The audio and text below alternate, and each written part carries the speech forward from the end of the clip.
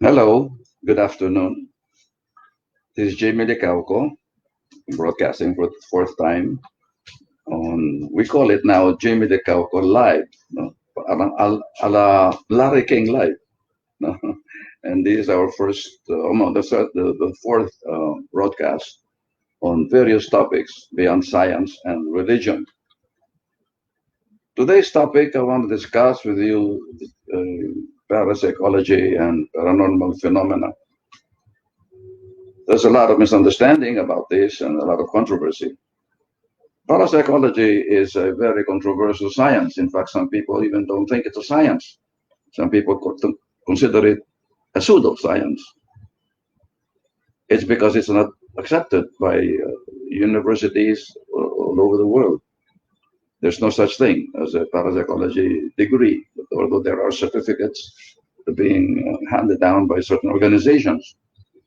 Maybe the first formal parapsychological course was the one devised by Dr. J.B. Ryan at Duke University in the 1930s. He was the first to study psychic powers in a scientific way, studied telepathy, clairvoyance, telekinesis in a scientific way. He was the head of this parapsychology department at Duke University in, I think, North Carolina in the 1930s. He was very interested in trying to give some scientific basis for these powers. That's uh, JB Ryan. You can see on the screen. And for so many years, he was very meticulous in his research on telepathy. He felt that there must be a way by which this can be proven, because there was a lot of controversy against psychic powers. Many of these scientists didn't believe there's such a thing. Although this is changing now, and there are more of these scientists who feel that there is enough proof now that such powers exist. At that time, no. And in the beginning, we tested people with psychic powers by the use of Zener cards. Zener cards are, I think, five symbols of the Zener card, which consists of a star, a wave, I think a square, and several others. There are five symbols. And what he would do is we'll ask somebody to, without looking at the cards, what will come out, or what he's looking at. The other two things. One, what will come out. The other thing is, what is he looking at? What is the symbol? Is it circle? Is it a cross? Is it a wave? Is it a square? Or is it a star?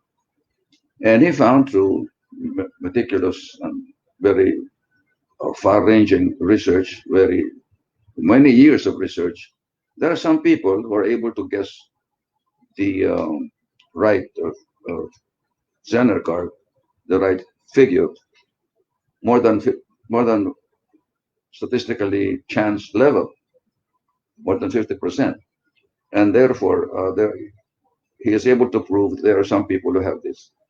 But he found out some things after a while. As he kept on testing a person, his score in guessing the Zener card figure were getting less and less. So he was surprised about that. And he theorized that it is because of fatigue or some boredom happens, because if you keep on doing that to a person, pretty soon he'll get bored. And that's what happened. It's not exciting enough. So the first attempts to do this were quite interesting. And he wrote a book on his research. And after he died, his work was continued by his wife. And after this, there was still a controversy in whether such a thing can be classified as a science. There is really no, what is the subject matter of parapsychology? It's vague, it's general, there's really no particular specific subject. It's anything that's beyond science is within the realm of parapsychology. Parapsychology studies psychic powers, for example, and there are a few parapsychologists who also study UFOs. So it's as wide ranging as that. Later on, not only telepathy, clairvoyance, and telekinesis were studied, but even things like maybe firewalking or certain phenomena that are outside the scientific field became a matter of interest to parapsychologists. Study of, for example, ghosts or spirits and even astral projection beings were studied by parapsychologists in the Western countries. In the Philippines, there is no such course as parapsychology. I think the very first time that parapsychology was included in an academic setting was in 1982 when I started a course, an elective course in parapsychology at De La Salle University and Taft Avenue. That was, I think, in 1982 for one semester on an elective basis, not part of regular curriculum. And I had 60 students, although the maximum student at the time was about 40.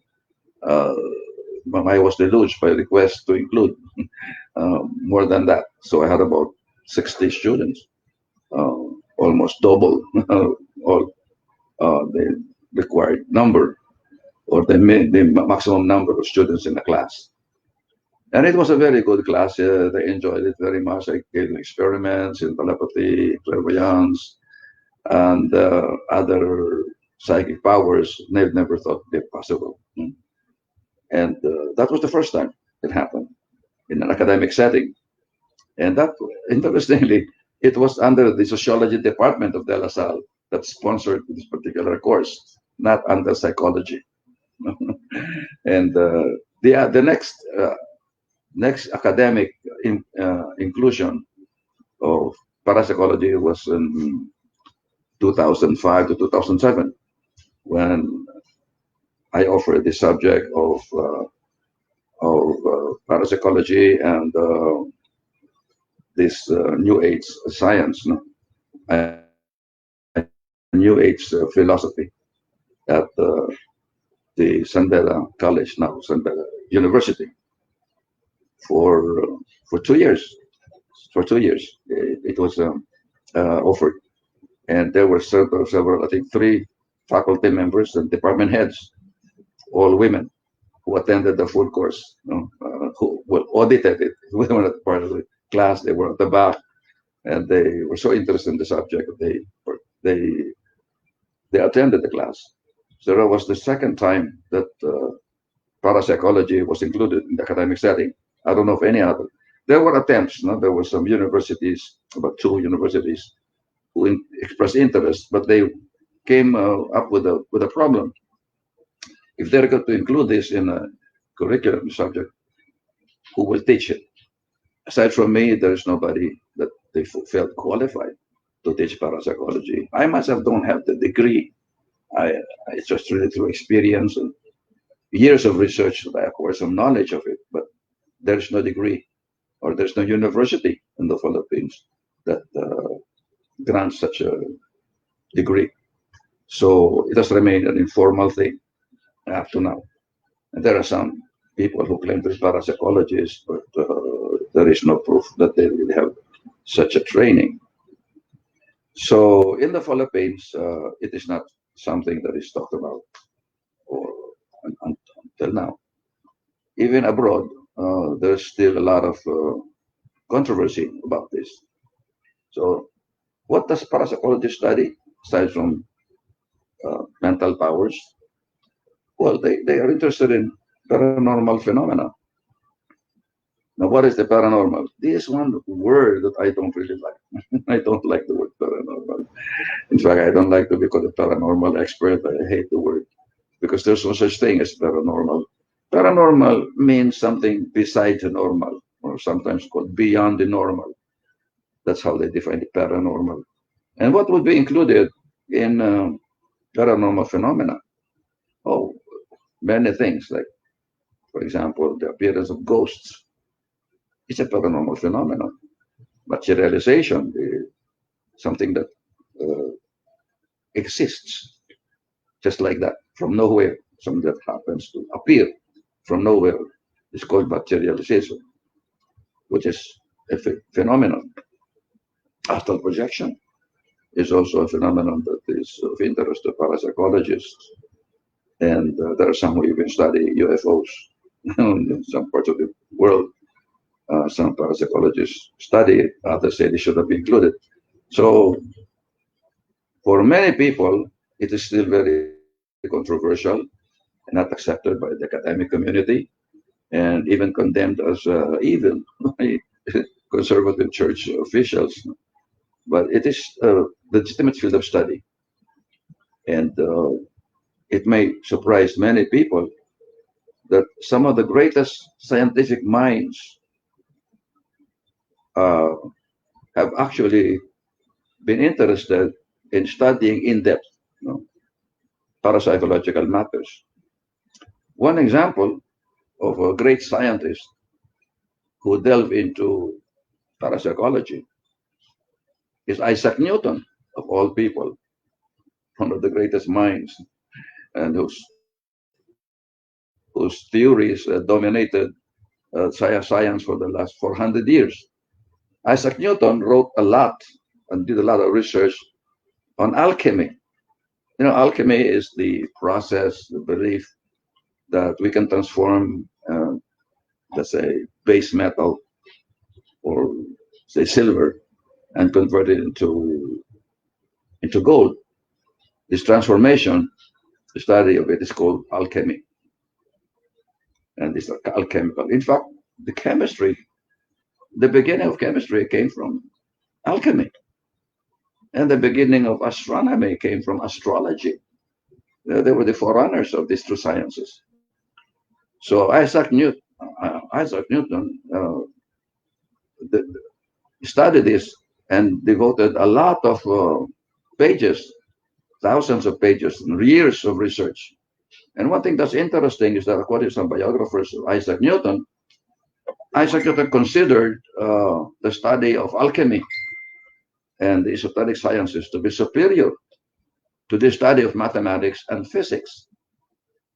Many of his manuscripts were not published, only recently coming out little by little, because the estate, the one that's in charge of the writings of Isaac Newton, kept this. And even now, not all of his work on in alchemy have been published.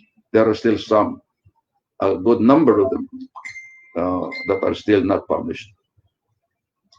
Another scientist who was interested in this study of esoteric or occult sciences is William James. William James is considered the father of modern psychology. And he wrote his probably most famous work is The Varieties of Religious Experience.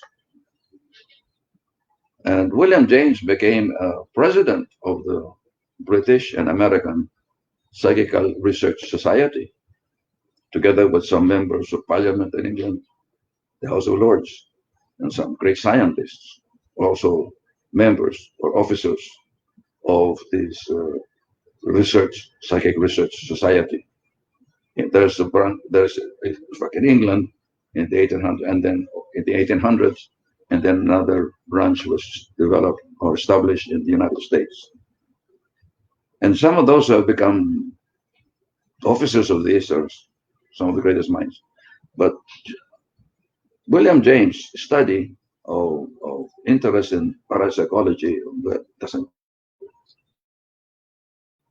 doesn't get called parapsychology is pretty well known. But again, his estate, the ones who was in charge of his writings, kept this from the public, and they consider this to be wrong turns by the scientists. They're interested in this field. Another great scientist, chemist, and was a chemist, and I think physicist also, is William Crookes, Sir William Crookes, a British scientist, studied spiritism, mediumship. Hmm.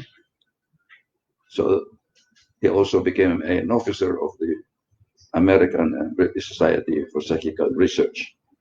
These are outstanding men of science, whose integrity cannot be doubted. And another great mind of science that got interested in the study of the occult, parapsychology, and the esoteric sciences is Carl Jung, founder of analytical psychology. He did a study of the I Ching, the mandala, the Tibetan mandala,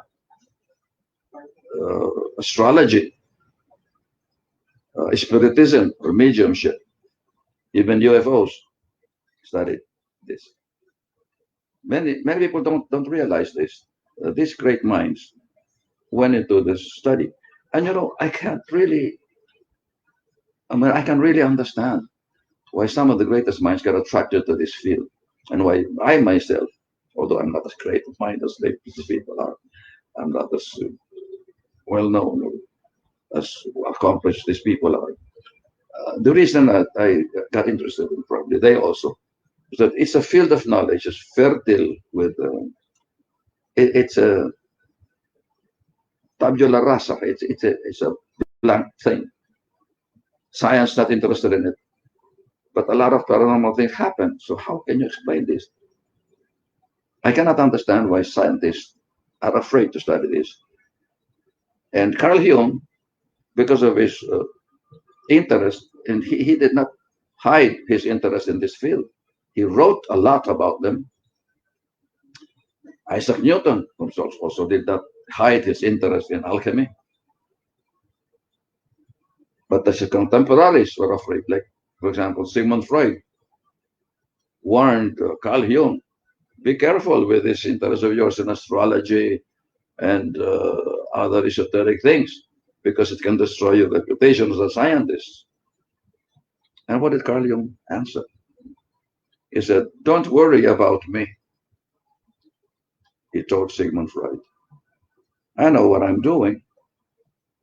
Who knows if by my exploration of these fields, I might come out with certain knowledge that are not known before, which is true.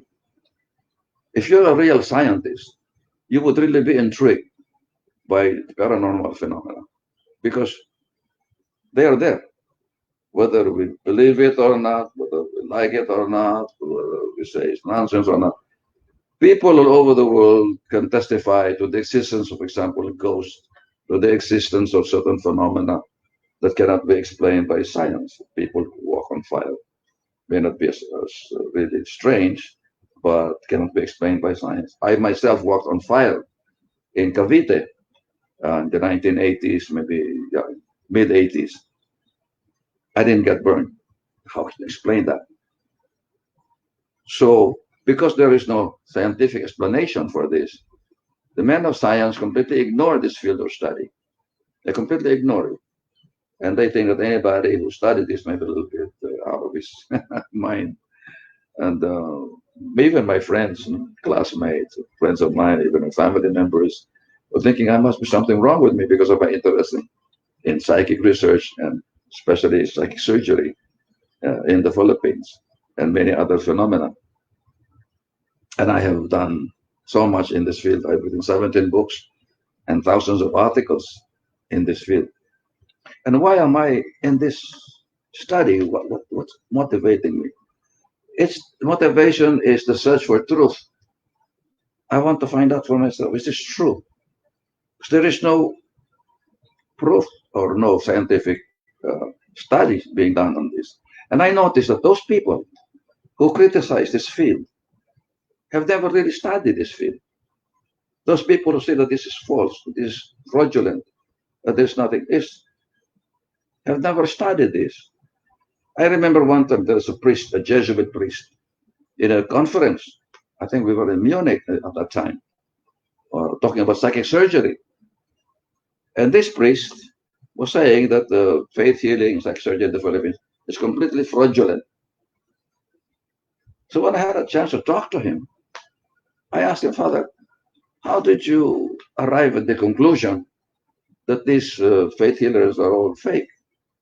Did you study them? Oh, yes. I said, observe them. May I know who you studied? Said, oh, I forgot. But how did you do the study? And how many of them did you watch?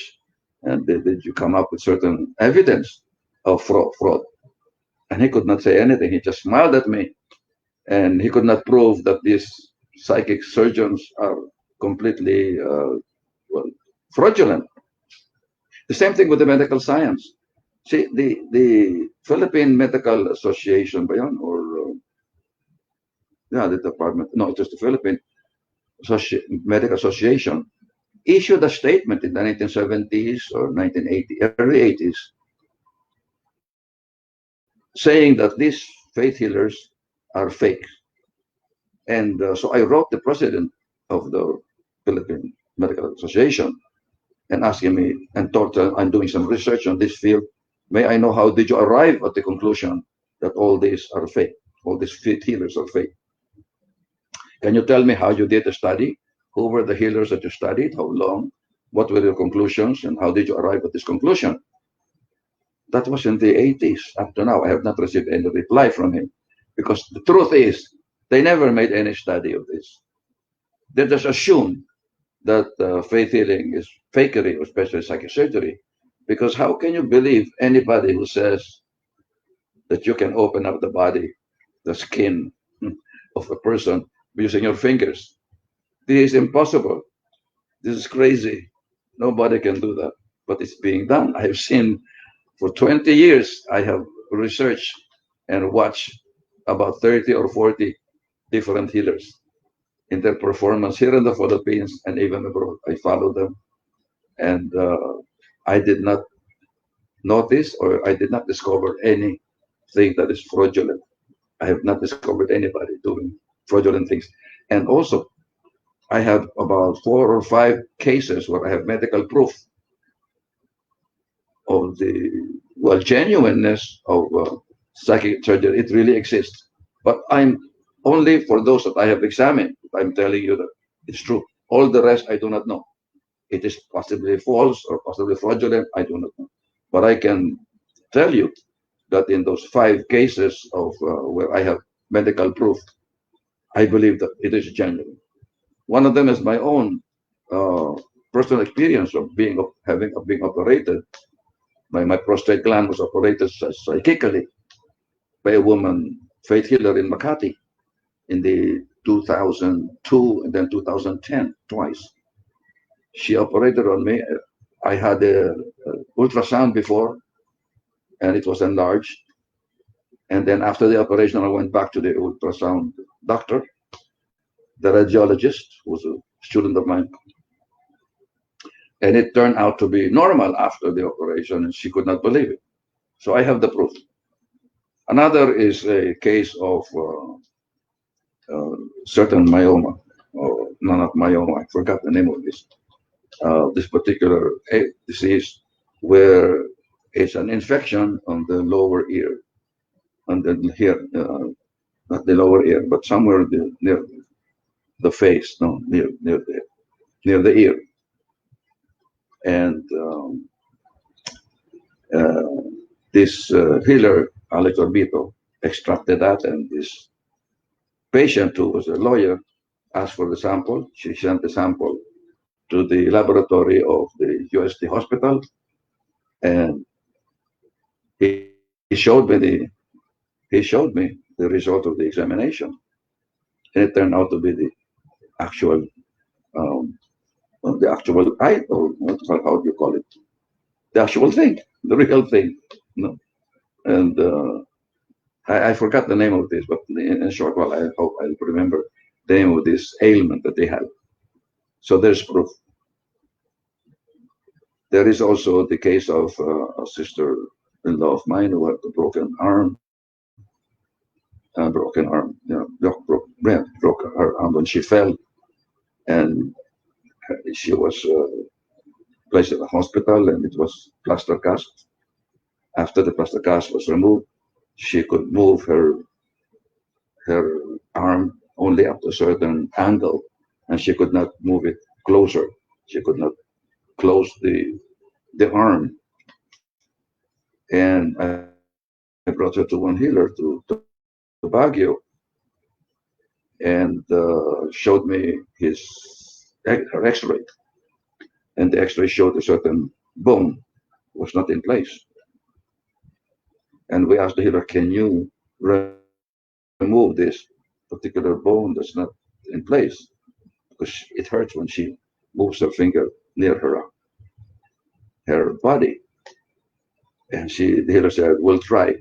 So he did a psychic operation on her, and she was able to move the hand. Well, what is interesting is an X-ray was done afterwards, and what it showed was that the bone was still there, but in the right place. Somehow the healer did not remove that out of place bone; it just went back in place. So now she is able to move her arm. There are other studies conducted by scientists and researchers in the Western world showing that on certain occasions, these are real studies done by Dr. Hiroshi Motoyama of Japan, for example, showed that the blood taken from the patient is the genuine blood of the patient at the same time. The studies done by Dr. Lyle Watson, South African biologist, also showed genuineness of the healers. Dr. Alfred Stelter of Germany, a nuclear chemist and physicist, also showed that our healers are genuine. And many others, who are the other? Dr. Hans Nageli, a psychiatrist from Switzerland, Schiebele from Germany, and many others, people that I have met in the Western world, scientists who have studied our healers, confirm that they are genuine.